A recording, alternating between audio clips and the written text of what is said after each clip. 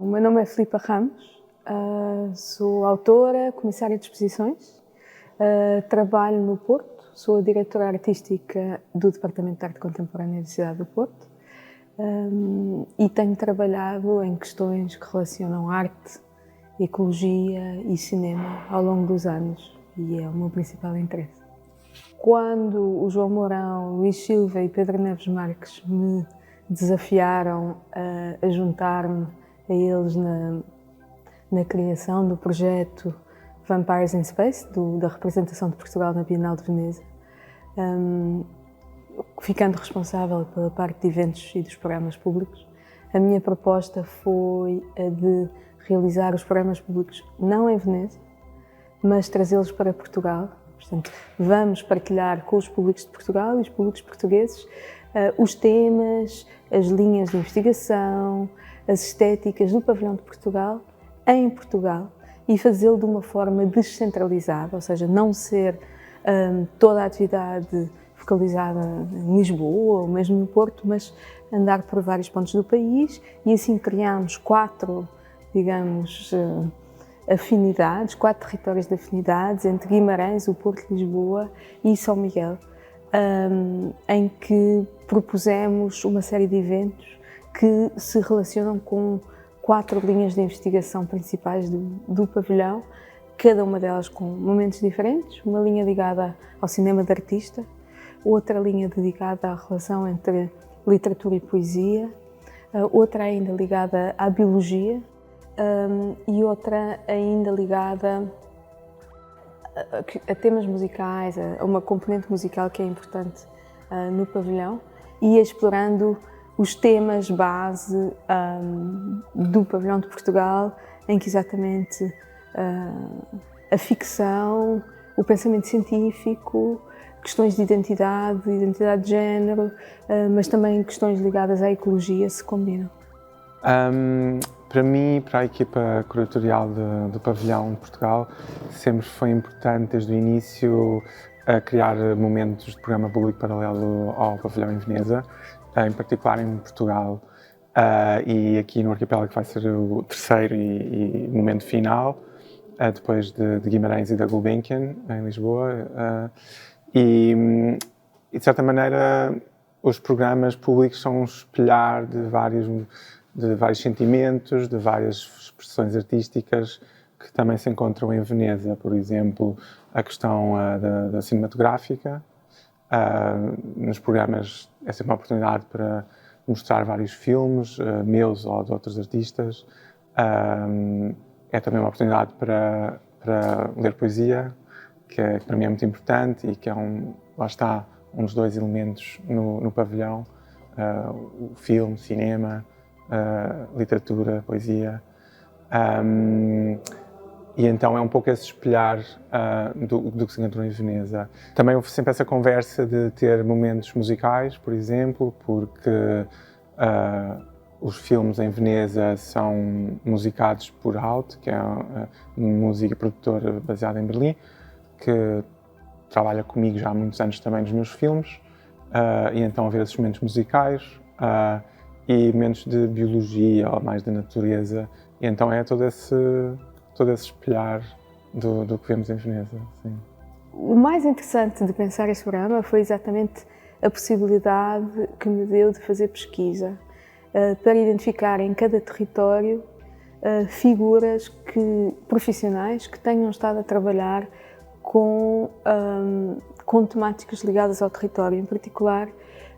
os convites feitos a pessoas ligadas à biologia, que são peritos em biologia animal e em particular na vida dos morcegos. No caso específico de São Miguel foi muito interessante porque convidámos uma bióloga, a Carla Goulart, e que por acaso foi aluna do Jorge Palmeirim, que foi o biólogo que nós tivemos na Fundação Gulbenkian em Lisboa e que nos deu a conhecer factos incríveis, como o facto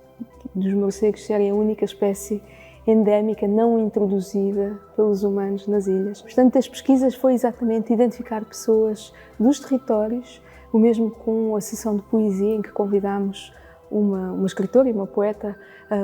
muito relacionada com os Açores, a Judite Canha Fernandes, a dialogar com uma poeta do Brasil, pensando também a relação que existe entre Portugal e terrenos pós-coloniais na obra. Portanto, convidámos a Judite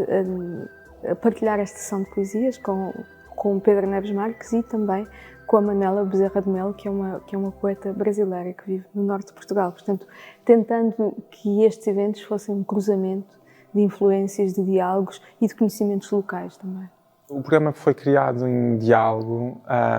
mas sempre, lá está, por exemplo, filmes de outros artistas,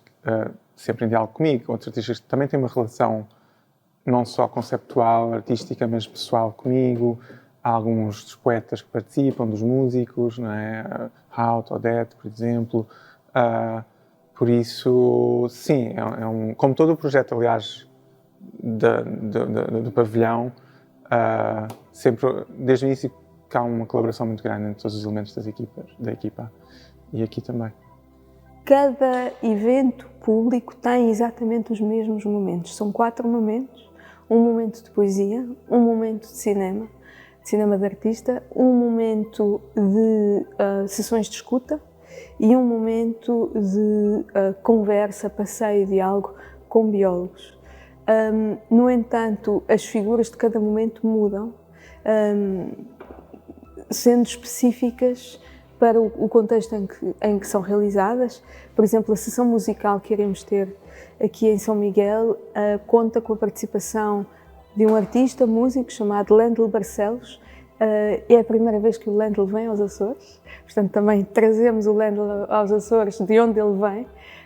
pensando este interesse que também existe em dinâmicas ligadas à história da imigração e como a história da imigração e a história da criatividade se juntam. E, portanto, cada momento tem este ciclo de 4 sessões, mas com pessoas completamente diferentes para cada uma, pensando sempre as especificidades do território e o que é que faz sentido em cada sítio.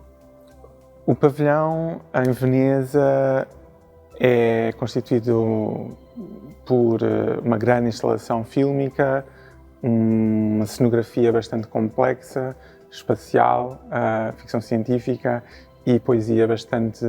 íntima, bastante confessional. Uma das coisas que estamos agora já no final, na reta final do calendário da exposição, são as últimas 2 semanas, e para mim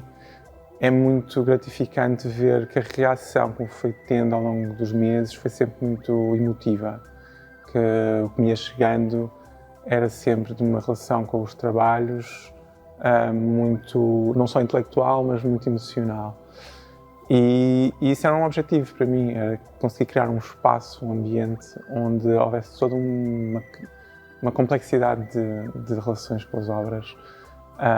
e uma imersão muito grande. E estou muito feliz que isso foi-me transmitido sempre muito. E também de ser um trabalho que puxa muito pela imaginação, que nos leva para um espaço radicalmente diferente, esta coisa e da complexificação do vampiro, mas também um elogio muito grande a essas imagens que nos acompanham em termos de ficcionais, a ficção científica e o espaço, mas depois também são um conjunto de peças muito íntimas, e isso é raro por vezes também nos espaços de bienais haver esse tempo.